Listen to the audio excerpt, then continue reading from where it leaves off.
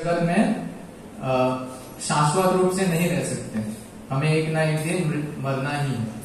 तो मरने से पहले उस व्यक्ति का कर्तव्य क्या होगा, इस बारे में वो परीक्षित महाराज पूछते हैं। उसके बाद वो दूसरा प्रश्न करते हैं। वो कहते हैं यत् श्रोतव्यम अतो जप्यम यत् कर्तव्यम नृभि प्रभो स्मर्तव्यम जपनीयम वा रूढ़ीयत वा विपर्ययम्। आप मुझे बताइए कि ऐसे व्यक्ति को क्या सुनना चाहिए। यत् श्रोतव्यम, ऐसे व्यक्ति को क्या सुनना चाहिए और क्या जपना चाहिए। यत् श्रोतव्यम अतो जप्यम, और ऐसे व्यक्ति को क्या स्मरण करना चाहिए और किसका पूजा करना चाहिए। ये दो प्रश्न पूछे हैं। पहला प्रश्न क्या था, कौन बताएगा। पहला प्रश्न था ऐसा व्यक्ति जो मृत्यु की कगार पे है उसे क्या करना चाहिए, और दूसरे प्रश्न में उन्होंने क्या पूछा, मुझे क्या, ऐसे व्यक्ति को क्या सुनना चाहिए, यत् श्रोतव्यम, क्या जपना चाहिए या बोलना चाहिए, और क्या स्मरण करना चाहिए। ये दो प्रश्न पूछे उन्होंने। तो ये दो प्रश्न सुन के सुखदेव गोस्वामी बहुत प्रसन्न होते हैं, क्योंकि वो प्रसन्न होकर वो परीक्षित महाराज को धन्यवाद व्यक्त करते हैं कि आपने बहुत महत्वपूर्ण प्रश्न पूछे हैं, क्योंकि जीवन का लक्ष्य यही है। वेदांत सूत्र भी बताता है अथा तो ब्रह्म जिज्ञासा। अब जब हमें यह मनुष्य शरीर प्राप्त हुआ है तो हमें प्रश्न पूछना चाहिए आत्म साक्षात्कार के बारे में, और यही प्रश्न सुखदेव गोस्वामी परीक्षित महाराज ने सुखदेव गोस्वामी से पूछे। तो सुखदेव गोस्वामी बहुत प्रसन्न हुए ये दो प्रश्न को सुन के, और वो बोलते हैं, फिर उन्होंने प्रश्नों के उत्तर देना आरंभ किया। तो वो पहले प्रश्न का उत्तर देते हैं, दोनों प्रश्न का उत्तर एक साथ देते हैं, एक ही श्लोक में देते हैं। तो वो बोलते हैं तस्मात् भारत सर्वात्मा भगवान ईश्वरो हरि श्रोतव्य कीर्तितव्यश्च स्पंतव्यश्च इच्छता अभयम।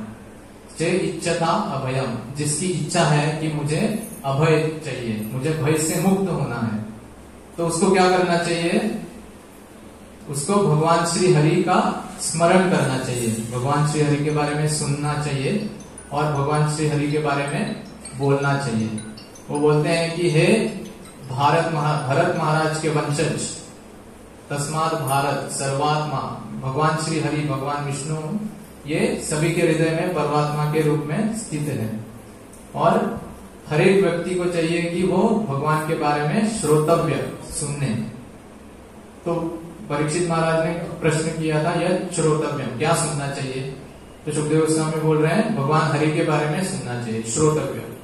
और दूसरा प्रश्न था क्या जपना चाहिए, बोलना चाहिए, कीर्तितव्य। आंसर में बोलते हैं कीर्तितव्य, कि भगवान का कीर्तन करना चाहिए। कीर्तन दो प्रकार से हो सकता है, एक महामंत्र का जप और दूसरा भगवान के बारे में दूसरों को बताना, भगवान के नाम रूप गुण और लीला का वर्णन करना, ये भी कीर्तन है।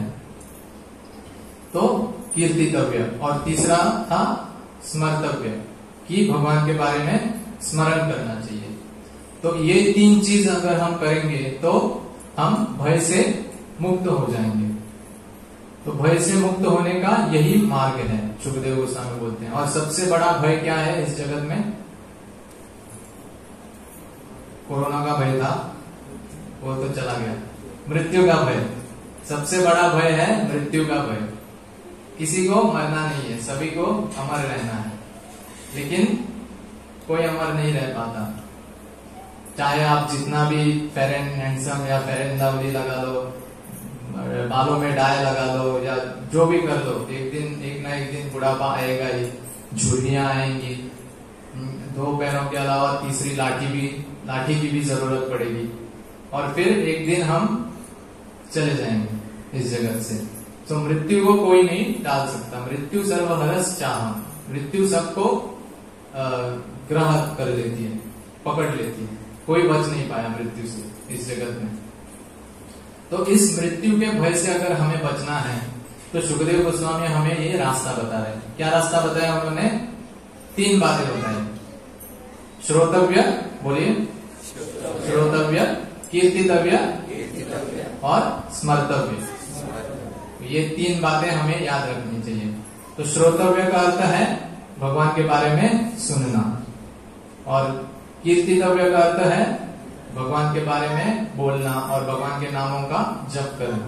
और तीसरा स्मर्तव्य का अर्थ है भगवान का चिंतन करना, भगवान के बारे में सोचना, भगवान का स्मरण करना, ये स्मर्तव्य है। ये तीन चीजें अगर हम करेंगे तो हम भय से मुक्त हो पाएंगे। तो अब नेचुरली एक क्वेश्चन आता है, एक प्रश्न आता है कि आखिर भय क्यों आता है हमारे हृदय के अंदर, हम भयभीत क्यों होते हैं? हम सब किसी ना किसी चीज से भयभीत हैं, सही है ना? जैसे मैंने बताया कि कोरोना काल में सब भयभीत थे।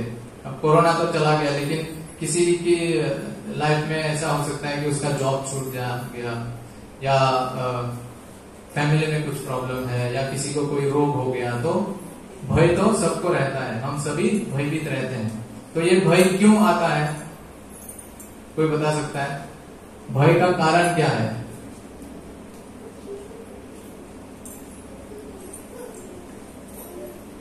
कोई बता सकता है?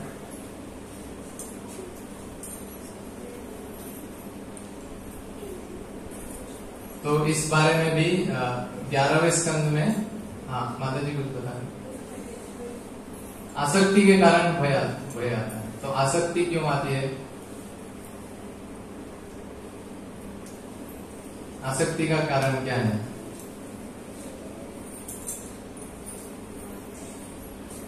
तो खैर हम देखते हैं कि इस जगत में ओवरकमिंग फियर पे लोग बड़े बड़े टॉक्स देते हैं, टेडएक्स और ये सब प्लेटफॉर्म पे ओवरकमिंग फियर को कैसे कंट्रोल किया जाए या फियर से कैसे बचा जाए। तो वहां पे वो बताते हैं कि अगर व्यक्ति में कॉन्फिडेंस नहीं है तो उसे फियर आ जाता है, अगर व्यक्ति में निश्चय नहीं है, अगर व्यक्ति में सहिष्णुता नहीं है तो उसमें फियर आ जाता है, भय आता है।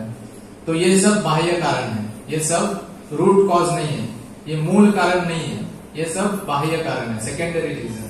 तो मूल कारण भगवान कृष्ण उद्धव को बताते हैं 11वें स्कंद में कि भय क्यों आता है व्यक्ति के अंदर। तो कृष्ण बताते हैं भयम द्वितीयाभिनिवेशतः स्यात् ईशादपेतस्य विपर्ययो स्मृतिः। दो लाइन में भगवान वर्णन करते हैं कि भय क्यों आता है मनुष्य के जीवन में। तो बताते हैं भयम द्वितीया अभिनिवेशतः स्यात् ईशाद अपेतस्य विपर्ययो स्मृतिः। ईशाद अपेतस्य, ईशाद मतलब भगवान, ईश मतलब भगवान, अपेतस्य मतलब विमुख होना या भगवान से मुंह फेर लेना। सो हम सब भगवान से मुंह फेर लिए हैं, भगवान से विमुख हो रहे हैं, इसीलिए हम भौतिक जगत में आए हैं। तो जब हम भगवान से मुंह फेर लेते हैं, भगवान से विमुख हो जाते हैं, तो क्या होता है? ईशाद अपेतस्य विपर्यय। विपर्यय मतलब हम अपनी जो स्वभाव है, अपना जो वास्तविक स्वभाव है, वास्तविक स्वरूप है, उसे भूल जाते हैं। विपर्ययो अस्मृति मतलब हम भूल जाते हैं कि हम भगवान के नित्य दास हैं, और हमारा जो वास्तविक स्वभाव है भगवान का नित्य दास होना, इसको भूलने के कारण हम क्या करते हैं? हम इस शरीर को ही, हम अपने इस देह को ही खुद समझ लेते हैं। हमें लगता है कि मैं यह शरीर हूं। हम ये भूल जाते हैं कि हम शाश्वत आत्मा है। और इस अज्ञानता के कारण क्या होता है? अभिनिवेश होता है। अभिनिवेश मतलब आसक्ति होती है। तो हमें लगता है कि हम ये शरीर है, तो ये शरीर से जुड़ा हुआ हर एक चीज, हर एक व्यक्ति मेरा है। तो और उस चीज में और उस व्यक्ति में हम आसक्त हो जाते हैं, और कृष्ण से आसक्ति हमारी छूट जाती है। तो कृष्ण से आसक्ति का छूट जाना और अन्य वस्तुओं में आसक्त होना, यह कारण है भय का। तो भय क्यों आता है? भयम द्वितीया अभिनिवेश। द्वितीय मतलब अन्य ऐसी चीजें जो कृष्ण से भिन्न है, कृष्ण से संबंधित नहीं है। तो उन चीजों में जब हम आसक्त होते आते हैं जो कृष्ण से भिन्न है, कृष्ण के संबंध में नहीं है, तब हमारे हृदय में भय आता है। और ये क्यों होता है? हम क्यों आसक्त होते हैं?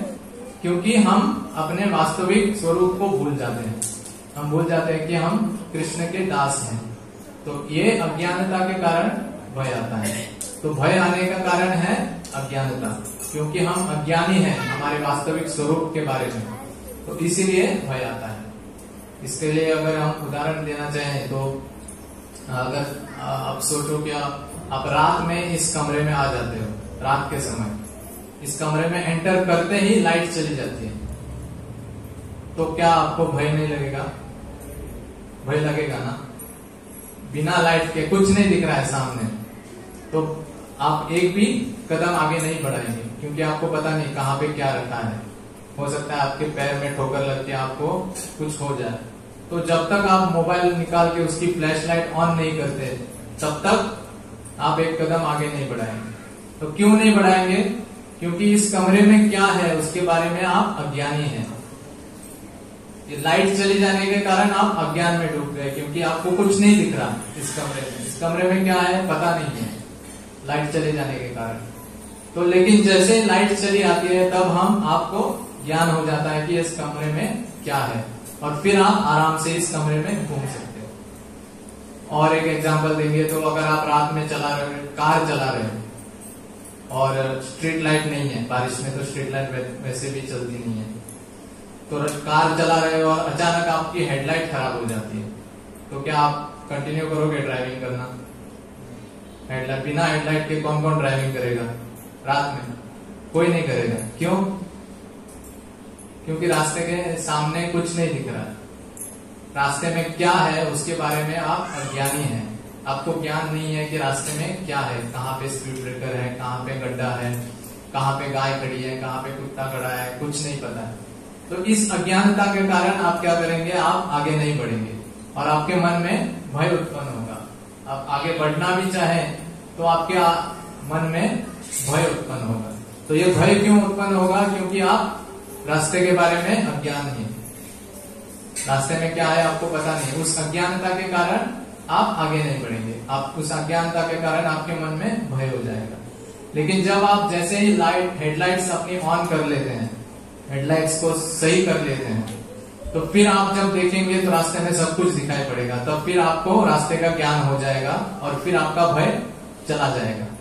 तो उसी प्रकार से हम भी अपना जो वास्तविक स्वरूप है, भगवान का नित्य दास होना, इस स्वरूप को हम भूल चुके हैं और भगवान से विमुख हो चुके हैं, और हम अभी अज्ञान में डूबे हुए हैं।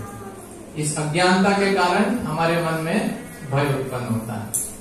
तो इस अज्ञानता को दूर जब हम करेंगे तब हम भय से मुक्त हो पाएंगे। समझ रहे सब लोग? अज्ञानता से जब हम मुक्त हो जाएंगे तभी हम भय से मुक्त हो पाएंगे।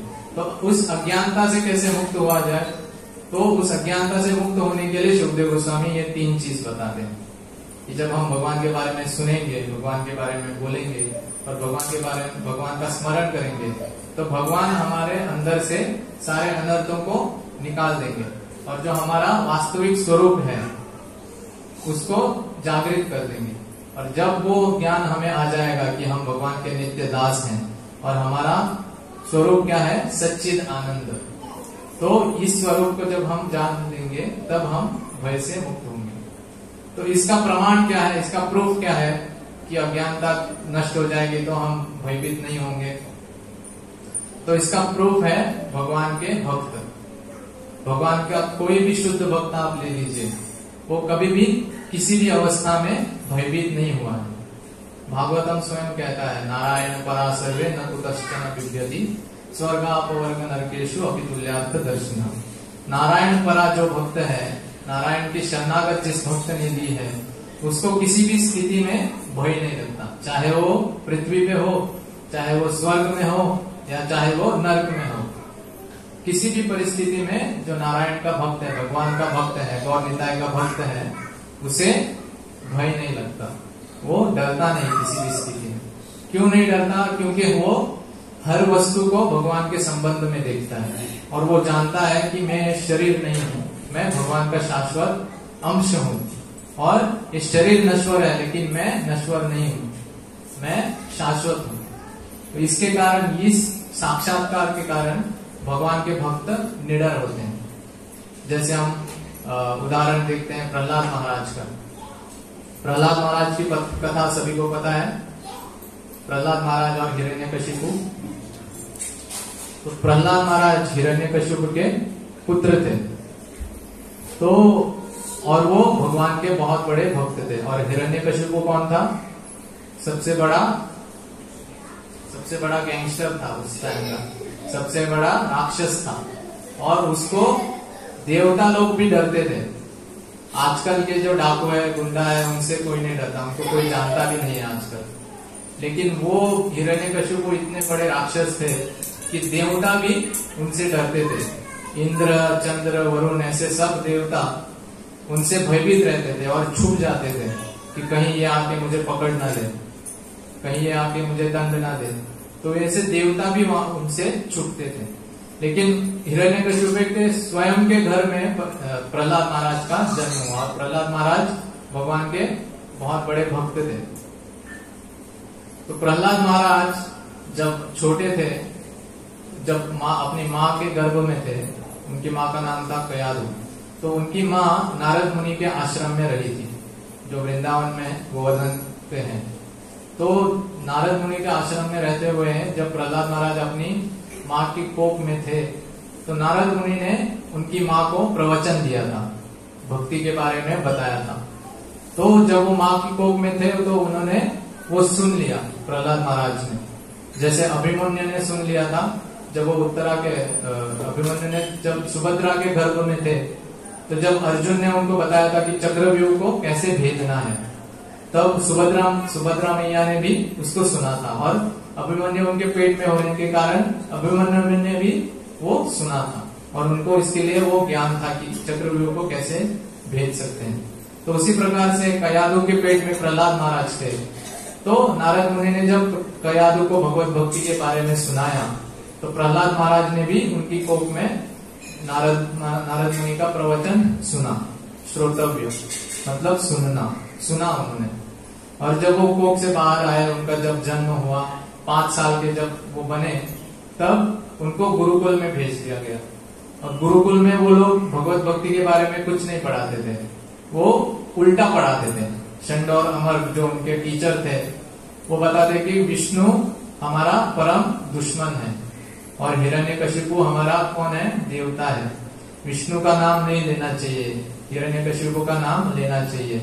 वो सब विपरीत सिखाते थे। लेकिन प्रहलाद महाराज को इन शिक्षाओं का कुछ फर्क नहीं पड़ा, क्योंकि उन्होंने पहले ही नारद मुनि से जो असली शिक्षा है वो ग्रहण की हुई थी। तो जब वो पाठशाला में जब उनका रिसेस होता था, ब्रेक टाइम होता था, तो वो क्या करते थे, वो जो अपने सहपाठी हैं सभी को इकट्ठा करके उन्होंने जो नारद मुनि से सुना था वो उन सहपाठियों को बताते थे। क्या करते थे? कीर्तितव्य। पहले पेट में थे तब क्या किया? श्रोतव्य। और जब पाठशाला में गए तो कीर्तितव्य, बताया भगवान के बारे में। और ऐसे बताते थे। और फिर जब हिरण्यकशिपु के पास उनको लाया गया, तो हिरण्यकशिपु ने उनसे पूछा कि आपने क्या पढ़ा स्कूल में, गुरुकुल में आपने क्या पढ़ा? तो प्रहलाद महाराज उनको भगवत भक्ति का ज्ञान देने लगे।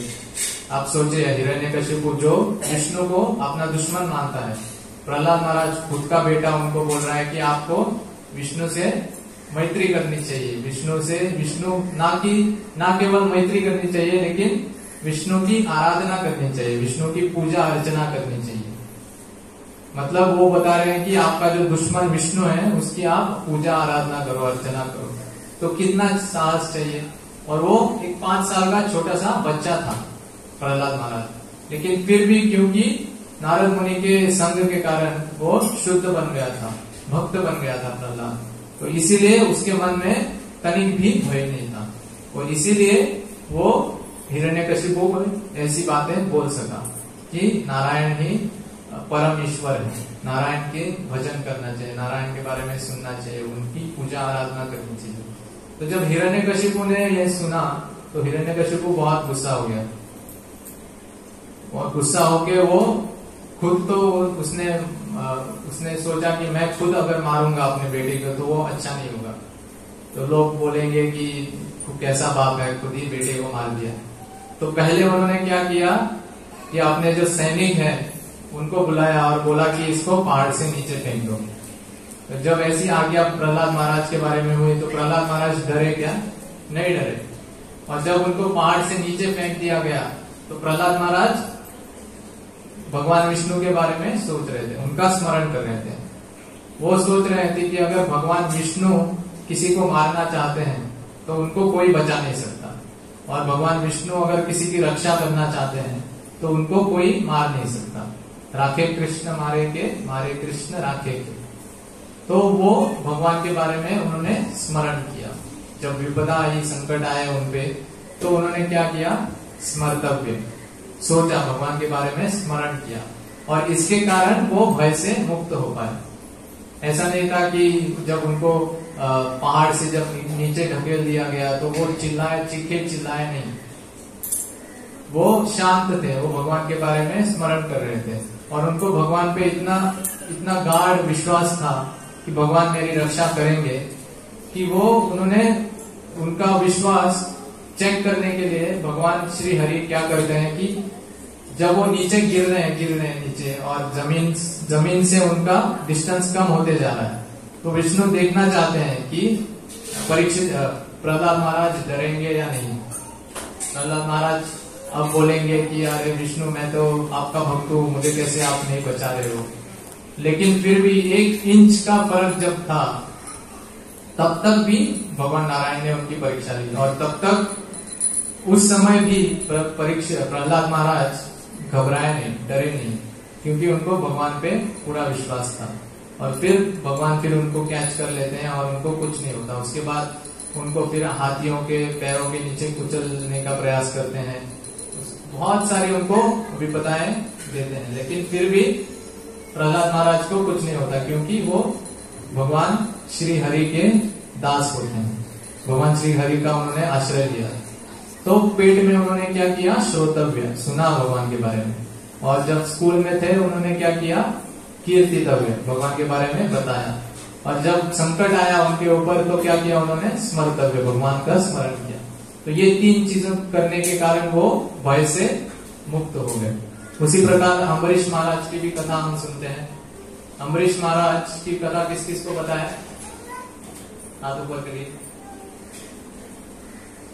ज्यादा लोगों को पता नहीं है। तो अम्बरीश महाराज भगवान के भी एक बहुत बड़े भक्त थे, और उनके राज्य में एक बार दुर्वास मुनि आते हैं। और जब दुर्वास मुनि आते हैं तो उस समय पे अम्बरीश महाराज व्रत कर रहे थे, और व्रत करने के कारण हम जैसे एकादशी का उपवास रखते हैं, तो उपवास के अगले दिन पारणा समय होता है। उस पारणा समय में एकादशी को हमें एकादशी व्रत को हमें छोड़ना होता है अन्नप्राशन करके। तो उस समय के अंदर अगर हम अन्नप्राशन नहीं करते हैं, एकादशी को नहीं छोड़ते हैं, तो फिर उस एकादशी करने का जो फल है वो हमें प्राप्त नहीं होता। तो उसी प्रकार से व्रत कर रहे थे महाराज अम्बरीश, अपनी जो प्रजा है उनकी भलाई के लिए उन्होंने व्रत रखा था अम्बरीश महाराज, और उस व्रत का पारणा समय आ गया था और उनको उस व्रत को छोड़ना था। लेकिन उसी समय पे कौन आते हैं? दुर्वास मुनि आते हैं। और गेस्ट जब आप आते हैं तो गेस्ट को बिठा के हम खुद नहीं खाते हैं, पहले गेस्ट को खिलाते हैं और फिर हम खाते हैं, सही है ना? तो उन्होंने सोचा कि अब दुर्वास मुनि आए हैं तो उनको अगर मैं प्रसाद खिलाता हूँ तो मेरा जो पारणा समय हो वो बीत जाएगा, और पारणा समय अगर बीत गया तो मेरे व्रत का कुछ लाभ नहीं होगा। उन्होंने खुद के लिए व्रत नहीं रखा था, उन्होंने अपनी प्रजा के लिए व्रत रखा था। तो उन्होंने सोचा कि अगर मैं इनको खिलाता हूँ तो पारणा समय निकल जाएगा और मेरे व्रत का फल मुझे नहीं मिलेगा। तो फिर उन्होंने दुर्वास मुनि को बोला कि आप हाथ पैर धो के आइए, तब तक हम आपका जो प्रसाद की व्यवस्था करते हैं। तो दुर्वास मुनि जब चले गए तो उन्होंने अपने जो मंत्रियों से विचार विमर्श किया कि क्या किया जाए। अगर मैं खुद खाता हूँ तो वो अपराध हो जाएगा, क्योंकि ये मेरे अतिथि हैं, पहले अतिथि को खिलाना चाहिए फिर मुझे खाना चाहिए। और अगर मैं नहीं खाता हूँ तो मेरे व्रत का फल मुझे नहीं मिलेगा। तो उन्होंने अपने मंत्रियों से विचार विमर्श किया तो उन्हें पता चला कि शास्त्रों में ऐसा एक नियम है कि अगर व्रत छोड़ना है तो थोड़ा सा पानी पीकर भी छोड़ा जा सकता है। और थोड़ा सा पानी पीना का अर्थ है वो अपने व्रत छोड़ दिया। तो मंत्रियों का विचार सुन के फिर अम्बरीश महाराज क्या करते हैं, थोड़ा सा पानी पी लेते हैं और व्रत को छोड़ देते हैं। तो ये बात अब दुर्वास मुनि को पता चलती। दुर्वास मुनि एक अलग प्रकार के ऋषि हैं जिनसे हर कोई दूर रहना चाहता है। दूरवास, दूरी रहना। क्यों? क्योंकि वो बहुत गुस्सेल है, उनको गुस्सा बहुत जल्दी आता है और इसके कारण वो फेमस भी है और उसके लिए उनसे कोई बैर नहीं लेना चाहता, उनसे कोई पंगा नहीं लेना चाहता। तो दुर्वास मुनि को जब पता चलता है कि अम्बरीश महाराज ने मुझे खुद न पिलाते हुए खुद ने थोड़ा पानी पी लिया, तो दुर्वास मुनि को बहुत गुस्सा आ जाता है और फिर गुस्से में वो क्या करते हैं, अपना एक सिर का एक बाल निकालते हैं और नीचे जमीन पे डाल देते हैं। तो जमीन पे डालने के बाद उस बाल से एक राक्षस उत्पन्न होता है, बहुत बड़ा भयंकर राक्षस, और वो राक्षस को वो आज्ञा देते हैं कि तुम जाओ और अम्बरीश महाराज को खत्म कर दो। तो अम्बरीश महाराज ये सब देख रहे हैं कि राक्षस, इतना बड़ा विशाल राक्षस उत्पन्न हुआ है एक बाल से दुर्वास मुनि के, और दुर्वास मुनि ने आज्ञा दी है कि अम्बरीश महाराज को खत्म कर दो। अब सोचिए अगर अम्बरीश महाराज की जगह पे हम लोग होते तो हम क्या करते? राक्षस छोड़िए, अगर कोई बंदूक लेके आए और आपको ऊपर तान दे तो क्या करेंगे? भयभीत होंगे कि नहीं? भय लगेगा। किस चीज को भय लगेगा? सबको भय लगेगा ना। बंदूक देखते ही भय, चाहे उस बंदूक में गोली हो या ना हो फिर भी भय लगेगा। लेकिन अम्बरीश महाराज के सामने कौन था? बहुत बड़ा राक्षस था। हो सकता है कि बंदूक की गोली हमें न लग के कहीं और लग जाए और हम बच जाए, लेकिन इस राक्षस से बचने का कोई उपाय नहीं था। ये राक्षस आप जहां पे भी जाओ आपके पीछे पीछे आएगा। तो उस राक्षस को देख के अम्बरीश महाराज तनिक भी घबराए नहीं। क्यों? क्योंकि उनको भगवान के ऊपर पूरी निष्ठा थी, क्योंकि वो भगवान के अनन्य भक्त थे, शुद्ध भक्त थे। इसके कारण उनको थोड़ा भी उनको भय नहीं आया। उन्होंने सोचा कि अगर कृष्ण मुझे मारना चाहते हैं इस समय इस राक्षस के द्वारा, तो मुझे कौन बचा सकता है? कोई नहीं बचा सकता। और अगर कृष्ण मुझे बचाना चाहते हैं इस राक्षस से, तो ये राक्षस क्या, स्वयं दुर्वास मुनि भी मुझे मेरा बाल बांका नहीं कर सकते। तो उनको ये अटूट विश्वास था और इसके लिए वो घबराए नहीं, भयभीत नहीं हुए। और फिर हम जानते हैं कथा कैसी होती है कि जब राक्षस उसको मारने आता है तो श्री विष्णु क्या करते हैं, अपना सुदर्शन चक्र भेज देते हैं और वो सुदर्शन चक्र न केवल उस राक्षस को खत्म कर देता है, लेकिन उस राक्षस को उत्पन्न करने वाले कौन थे? दुर्वास मुनि।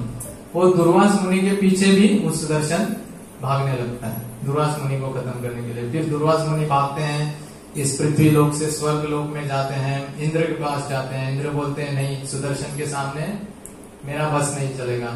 फिर वो जाते हैं ब्रह्मा जी के पास, ब्रह्मा जी भी बोलते हैं, हाथ जोड़ के बोलते हैं आप यहाँ से निकल जाइए। फिर शिव जी के पास जाते हैं स्वयं, फिर वैकुंठ में जाते हैं नारायण के पास। नारायण का ही सुदर्शन चक्र है, लेकिन नारायण भी बोलते हैं कि नहीं, आपने मेरे भक्त का अपराध किया है और जो मेरे भक्त का अपराध करता है उसको क्षमा करने की ताकत मुझ में भी नहीं है, वो ताकत केवल मेरे भक्त में ही है। तो आप वापस जाओ, यू टर्न ले लो और वापस अम्बरीश महाराज के पास जाओ और उनसे क्षमा याचना करो। वो जब आपको क्षमा कर देंगे तभी ये सुदर्शन रुक जाएगा। तो इस कहानी से भी हम सीख सकते हैं कि कैसे भगवान का भक्त होने के कारण उनको वो पूरी तरह भय से मुक्त थे। तो भगवान का भक्त होने कैसे हम बन सकते हैं? ये 3 चीजें करने के बाद, जैसे प्रहलाद महाराज ने 3 चीजें की थी, श्रोतव्य, कीर्तितव्य और स्मर्तव्य। श्रोतव्य मतलब भगवान के बारे में सुनना। तो भगवान के बारे में सुनना बहुत इम्पोर्टेंट है। जो नवविधा भक्ति है उसमें सबसे पहला अंग है श्रवणम। प्रहलाद महाराज बताते हैं ना, श्रवणम कीर्तनम विष्णु स्मरणम पाद सेवनम अर्चनम वंदनम दास्यम साख्यम आत्मनिवेदनम। तो ये 9 अंग है भक्ति के, उसमें से पहला है श्रवणम। श्रवणम मतलब भगवान के बारे में सुनना। तो जब हम भगवान के बारे में सुनते हैं तो हमारे हृदय में भगवान के बारे में आकर्षण उत्पन्न हो जाता है। जब हम किसी भी वस्तु के बारे में अच्छा सुनते हैं तो उस वस्तु के बारे में या फिर उस व्यक्ति के बारे में हमारे हृदय में आकर्षण पैदा हो जाता है। जैसे अगर कोई आपको आके बोले कि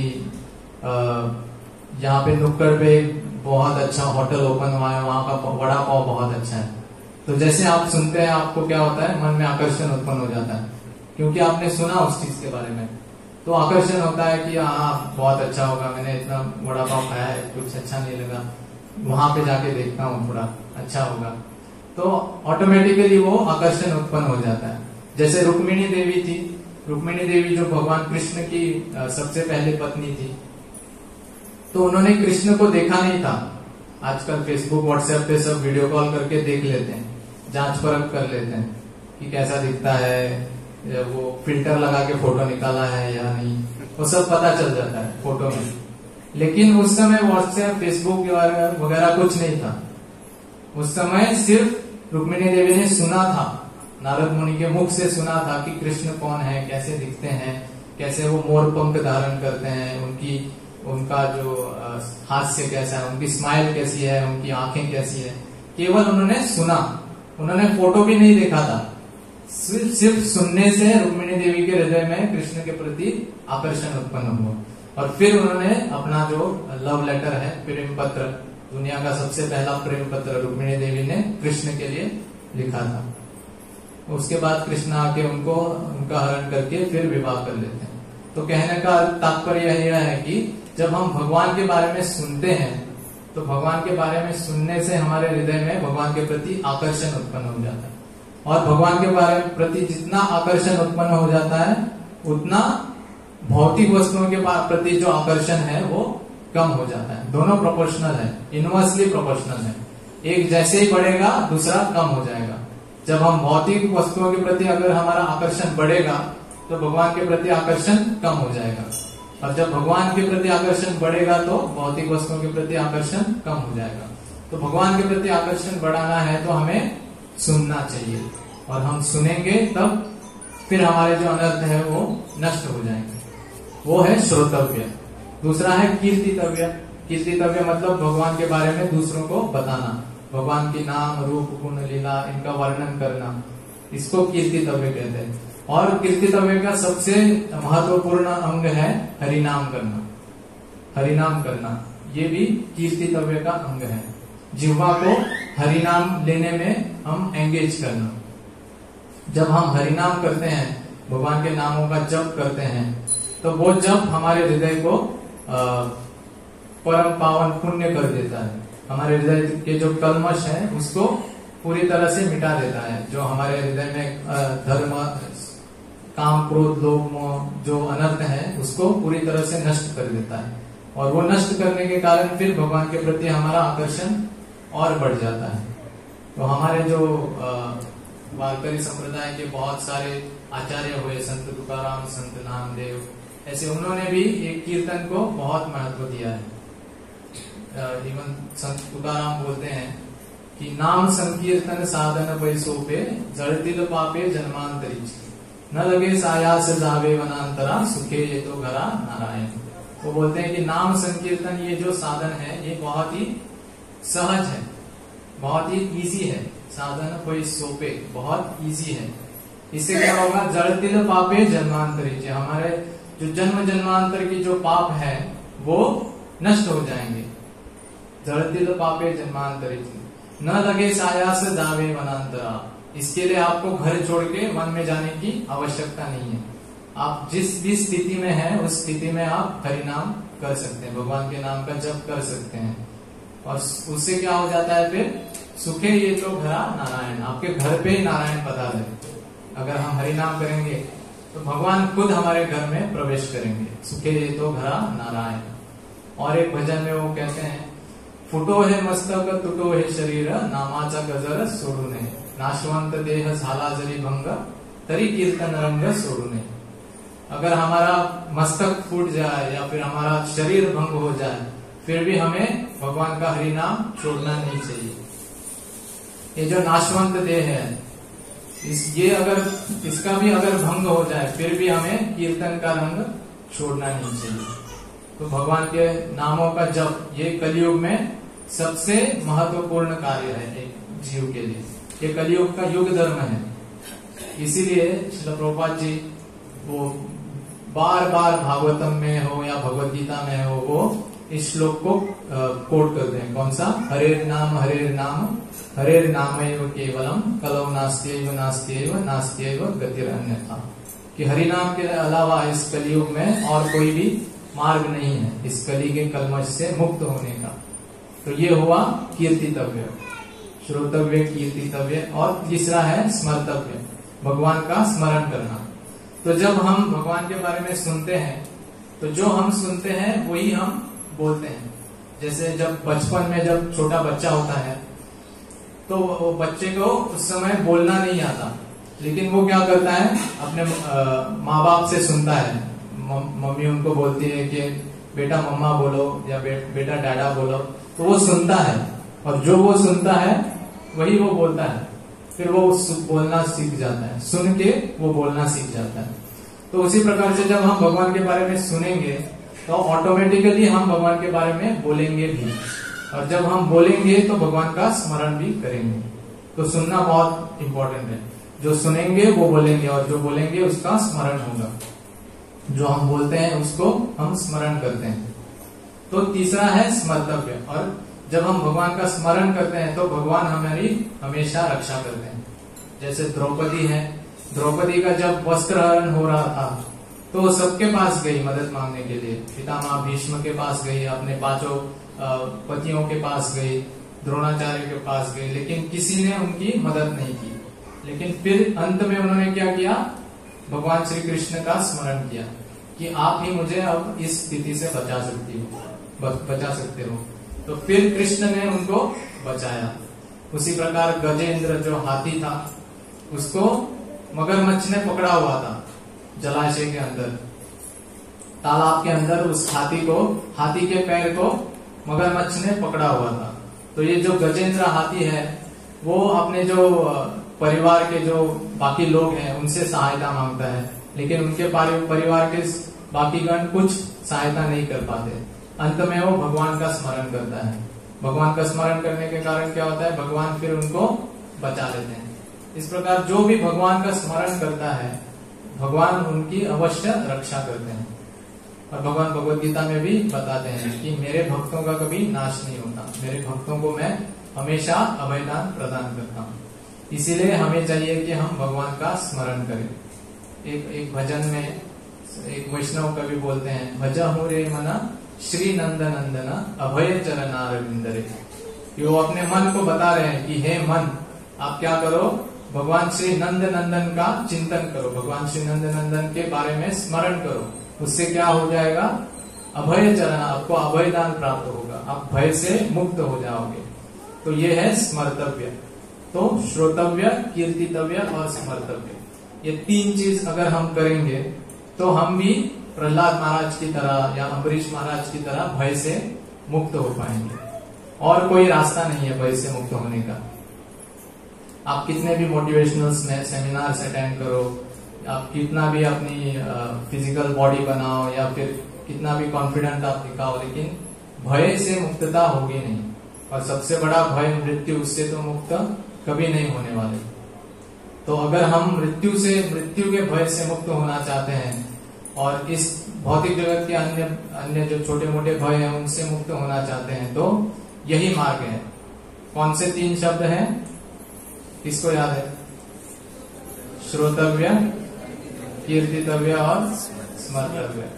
तो ये 3 चीज आपको प्रसाद के बाद भी याद होनी चाहिए, होंगी ना? ठीक है। तो ये इस प्रकार से हम फिर भय से मुक्त हो पाएंगे। तो आज बहुत ही परम पावन दिन है, आषाढ़ी एकादशी है। और आषाढ़ी एकादशी स्पेशली जो वारकरी भक्त हैं उनके लिए बहुत ही महत्वपूर्ण दिन है। यहाँ से इवन गोवा से भी काफी सारे भक्त पैदल जाते हैं पंढरपुर की यात्रा करते हैं। करीब 15 दिन लगते हैं गोवा से पहुंचने में, पैदल की यात्रा। पैदल चल के जाते हैं पांडुरंग जी का दर्शन करने के लिए। तो चंद्रभागा नदी के तट पे ये पंढरपुर धाम स्थित है। तो इसके बारे में 5-10 मिनट बता के हम कथा को विराम देंगे। तो एक बार कॉलेज के 2 बच्चे आपस में चर्चा कर रहे थे। तो उसमें से एक बच्चा जो पाश्चात्य संस्कृति है उससे बहुत ही इम्प्रेस था। वो बोल रहा था कि अमेरिका कितना अच्छा देश है, वहां पे कितने अच्छे सड़कें हैं, और भारत की सड़कें देखो, हर एक सड़क में गड्ढे पड़े हुए हैं, हर एक सड़क में या तो गाय या बिल्ली या कुत्ता ये सब जानवर रहते हैं। लेकिन अमेरिका के सड़कें कितनी साफ सुथरे हैं और कितने अच्छे हैं, वहां पे ड्राइविंग करने में बहुत मजा आता है। ऐसे वो चर्चा कर रहा था। और जो दूसरा बच्चा था वो भारतीय संस्कृति के बहुत करीब था, भारतीय संस्कृति से बहुत प्रेरित था। तो वो दूसरा बच्चा बोलने लगा कि हाँ तुम्हारी बात सही है, अमेरिका के रास्ते तो बहुत अच्छे हैं, लेकिन वो ऐसे रास्ते हैं जो किसी को भी नहीं पता कहाँ चल जा रहे हैं रास्ते। लेकिन भारत के रास्ते ऐसे हैं, हालांकि भारत के रास्ते में गड्ढे हैं, हालांकि भारत के रास्ते पे कुत्ता बिल्ली या गाय जो भी है वो होता है, लेकिन भारत का कोई भी रास्ता ले लो, वो रास्ता आपको कोई ना कोई धाम में पहुंचा देगा।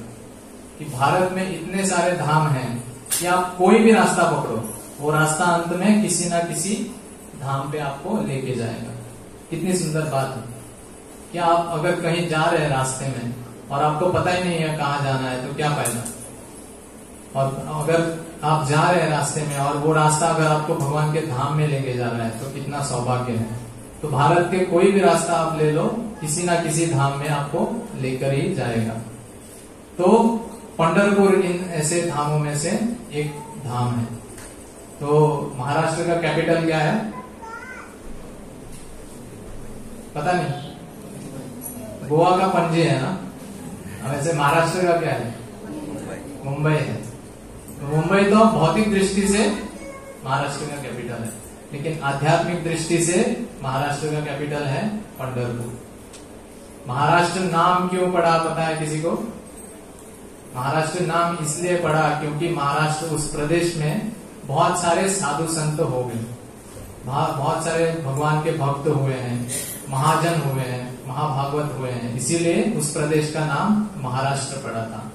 और बहुत सारे तीर्थ स्थान है महाराष्ट्र में, नासिक है, फिर वहां पे गोदावरी का उद्गम स्थान है, कृष्णा नदी है, बहुत सारे धार्मिक स्थल है, तीर्थ हैं, और उन सभी तीर्थों में पंढरपुर ये सर्वश्रेष्ठ माना गया है महाराष्ट्र में। और पंढरपुर बहुत सालों से ये जो वारी बोलते हैं, ये वारी पंढरपुर जाती है आषाढ़ी और कार्तिकी दोनों एकादशियों के समय में। इवन तुकाराम महाराज भी अपने अभंग में कहते हैं कि अमा अनाथ कारणे पंढरी निर्माण के लिए देवी। वो बोलते हैं कि हम जैसे अनाथों के लिए भगवान ने इस पंढरपुर का निर्माण किया है। तो पंढरपुर का बहुत महत्व है एक भक्त के जीवन में, और हमें सभी को चाहिए कि हम पंढरपुर का दर्शन एक ना एक बार तो अवश्य करें। कितने लोग पंढरपुर गए हैं यहाँ से? सभी लोग गए, माता जी दोनों हाथ ऊपर करते हैं, 2 बार गई है शायद। तो पंढरपुर हम सभी को एक ना एक दिन जाना चाहिए। संत नामदेव अपने एक अभंग में कहते हैं कि सुख लागी जरी तू करीशी तळमळ, तरी तू पंढरीशी जाय एक वेळ, मग तू अवघाची सुखरूप होशी, जन्मोजन्मीचे दुख विसरशी। वो बोलते हैं कि सुख लागी जरी तू करीशी तळमळ, सुख के लिए अगर तुम बहुत कष्ट कर रहे हो तो उस कष्ट करने की जरूरत नहीं है, आपको क्या करना है सिर्फ तरी तू पंढरीशी जाए एक वेळ, सिर्फ एक बार पंढरपुर जाओ तो क्या होगा है, मग तू अवघाची सुखरूप होशी, पंढरपुर जाने से आप तुरंत सुख प्राप्त करोगे। और ये सुख भौतिक सुख नहीं होगा, ये सुख आध्यात्मिक होगा। हम इतना कष्ट करते हैं, 3-3 शिफ्ट में काम करते हैं, 12-12 घंटा काम करते हैं, लेकिन किसके लिए? इस भौतिक सुख के लिए, कुछ पैसा कमाने के लिए, जो शाश्वत नहीं है। एक ना एक दिन हमसे सब छूट जाएगा। जब हम ये शरीर त्याग देंगे तो कोई नहीं देखा था कि इसने कितने घंटा ओटी की थी, कितना घंटा काम किया था, कोई नहीं देखने वाला। वो सब यहाँ पे ही रह जाएगा। और उस सुख के लिए हम बहुत कष्ट करते हैं, लेकिन अब जब हम पंढरपुर जाएंगे तो वहां पे जो सुख मिलेगा वो दिव्य सुख होगा, आध्यात्मिक सुख होगा।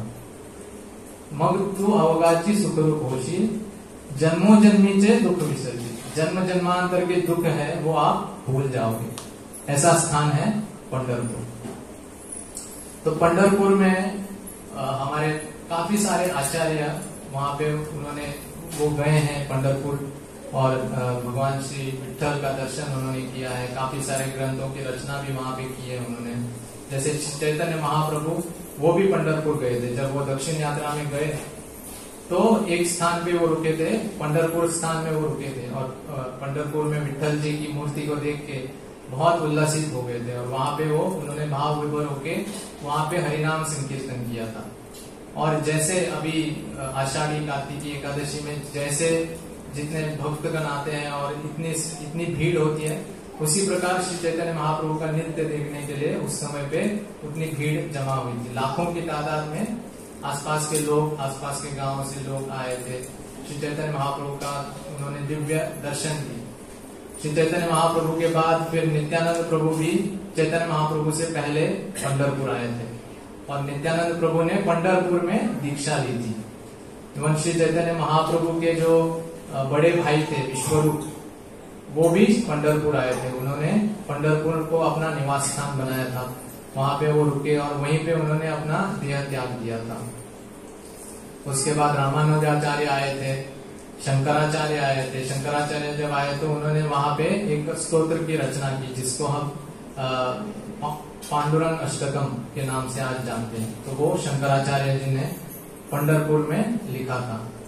तो ये पंढरपुर स्थान बहुत ही महत्वपूर्ण है, और हमें चाहिए कि हम एक न एक दिन जरूर जाए पंढरपुर और विठल जी का दर्शन ले और अपना जीवन सफल करें। हरे कृष्ण। बहुत बहुत धन्यवाद। किसी का कोई प्रश्न है, टीका टिप्पणी पूछ सकते हैं।